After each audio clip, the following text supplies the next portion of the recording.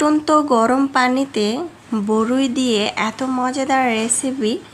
Hello friends, আসসালামু আলাইকুম। আজকের রেসিপিতে স্বাগতম জানাচ্ছি। আজকে ঝটপট ভীষণ মজাদার একটি আচার রেসিপি নিয়ে চলে আসলাম, যেটা আমরা অনেকেই অজানা, আমরা অনেকেই জানি না। যারা নতুন রাঁধুনি তাদের অবশ্যই কাজে আসবে। প্রথমে আমি এখানে 2 কাপ পানি বলক এনে নিয়েছি। সেই পানির মধ্যে দিয়ে দিলাম 1 কেজির মতো বড়ি, ভালোভাবে ধুয়ে পরিষ্কার করে ঢাকনা দিয়ে ঢেকে রেখেছিলাম প্রায় 3 থেকে 4 মিনিট। 4 মিনিট পর চলে আসলাম, ঢাকনাটাকে উঠিয়ে। আর বড়িটা কিন্তু খুব ভালো করে সিদ্ধ হয়ে গিয়েছে, দেখতে পাচ্ছেন। এখন এটাকে উঠিয়ে আরেকটি প্যানের মধ্যে তেল দিয়ে দিলাম প্রায় 1 কাপের মতো। তেলটা গরম হয়ে আসার পরে এখানে কিছু মশলা দিচ্ছি, এলাচ, দারচিনি, তারপর হচ্ছে গোলমরিচ, লং, শুকনো মরিচ, তেজপাতা, এগুলো একসাথে দিয়ে একটু ভেজে নেব। আর এখানে আস্ত কিছু 5 ফোড়ন দিব।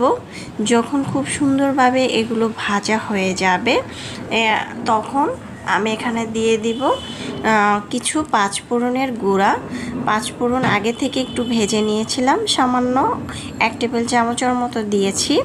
তারপর আমি এখানে দিয়ে দিলাম বড়িগুলো দিয়ে এখানে আমি চিনি দিয়ে দিচ্ছি পরিমাণ মতো। আমি এখানে চিনি দিচ্ছি প্রায় 2 কাপের মতো। যেহেতু টক বড়ি, যদি আপনি মিষ্টি আচার তৈরি করতে চান সেক্ষেত্রে কিন্তু চিনিটা পরিমাণ একটু বেশি দিতে হবে। আর যদি একটু টক রাখতে চান সেক্ষেত্রে এখানে 1 কাপ দিলেই কিন্তু হবে। আমি এটাকে রান্না করে নিয়েছি প্রায় 10 মিনিটের মতো। এখন এখানে দিয়ে দিচ্ছি বিট লবণ, তারপর হচ্ছে এখানে মরিচের গুঁড়া দিয়েছিলাম প্রায় 1 টেবিল চামচের মতো, ভিনেগার দিয়েছি 2 টেবিল চামচের মতো। তারপরে লাস্টে দিয়ে যখন আমি এটাকে উঠিয়ে নেব তখন আমি এখানে দিয়ে দিব হচ্ছে ভাজা 5 ফোড়ন দিয়ে। তারপরে আমি এটাকে একটি বাটিতে পরিবেশন করে নিয়েছি। মাশাআল্লাহ, দেখতে যেমন সুন্দর হয়েছে, খেতেও কিন্তু আলহামদুলিল্লাহ।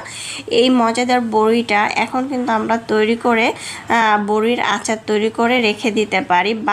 বাজারে কিন্তু প্রচুর পরিমাণ এখন কমের মধ্যে বড়ি পাওয়া যাচ্ছে। এটা কিন্তু সংগ্রহণ করে আমরা রেখে দিতে পারবো 1 বছরের মতো। রেসিপি ভালো লাগলে চ্যানেল সাবস্ক্রাইব করে লাইক দিয়ে পাশে থাকবেন।